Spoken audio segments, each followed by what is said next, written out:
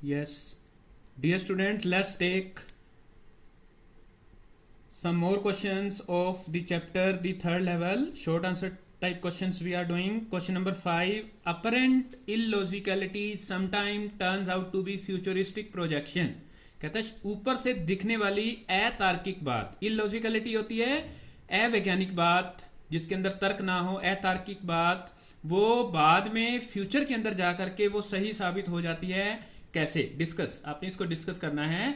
तो आंसर रहेगा इसका, it is true that apparent illogicality sometime turns out to be futuristic projection. ये बात बिल्कुल सही है कि ऊपर से अवैज्ञानिक बात दिखने वाली बाद में फ्यूचर के अंदर जाकर के सही साबित भी हो जाती है।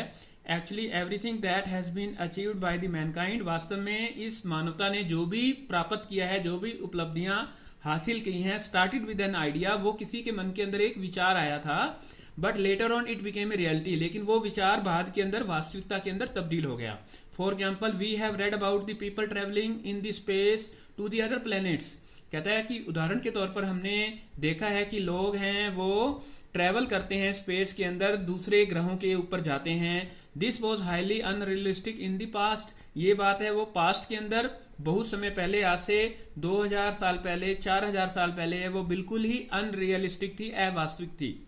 But today it has become possible to travel to these planets, लेकिन आज ये बात बिल्कुल एक प्रकार से संभव हो गई है कि दूसरे प्लैनेट्स के ऊपर ही लोग हैं वो पहुंच सकते हैं। जैसा कि आपने चंद्रमा के ऊपर इंसान के जाने की बात है वो सुनी होगी। नेक्स्ट क्वेश्चन है, philately helps us keep the past alive. जो टिकटें इकट्ठी करते हैं हम, उससे हम अपने पास्ट को जिंदा रख पाते हैं। Discuss the other ways in which this is done, वो कौन से दूसरे तरीके हैं कि हम अपने पास्ट को एक प्रकार से जिंदा रख सकते हैं। What do you think of human tendency to constantly move between the past, the present and the future।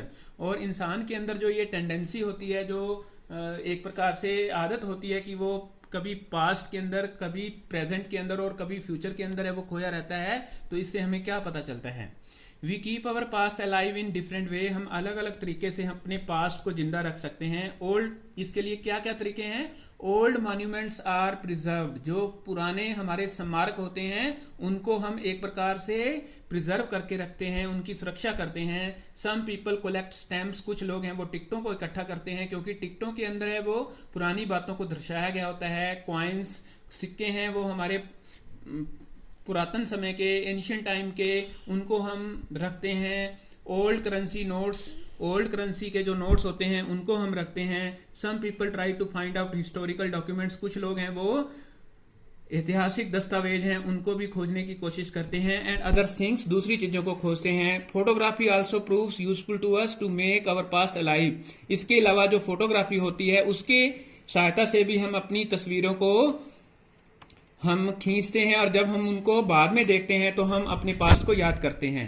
और लास्ट क्वेश्चन है इसका, do you think intersection of time and space in the story the third level, क्या आप देखते हो कि इस कहानी के अंदर है वो टाइम और स्पेस है वो पुराना दिखाया गया है थर्ड लेवल कहानी के अंदर? क्या सोचते हो? Yes, there is an intersection of time and space in the story the third level.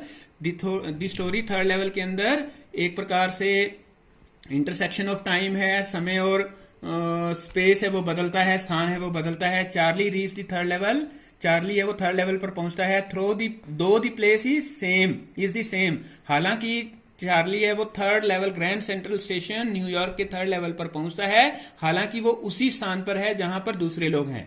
Still it looks different also, और इसके अलावा जो चार्ली को जो ग्रैंड सेंट्रल स्टेशन है वो अलग से भी दिखता है, थोड़ा बदलाव दिखता है उसके अंदर। It looks as if it was in the year 1894, उसको ऐसा दिखता है थर्ड लेवल जैसा कि वो 1894 के अंदर था। सिमिलरली सैम आल्सो रीच ग्लेसबर्ग, इसके अतिरिक्त सैम है वो भी ग्लेसबर्ग पहुंचता है, ग्लेसबर्ग नामक स्थान पर पहुंचता है, which is as it was in the year 1894, और उसको ग्लेसबर्ग है वो ऐसे दिखता है जैसे कि वो 1894 के अंदर हुआ करता था। तो ये इसके शॉर्ट क्वेश्चंस हैं, आपने इन क्वेश्चंस को अच्छी प्रकार से कॉपी में लिखना है और इनको लर्न करना है, यही आपका होमवर्क है। Thank you so much.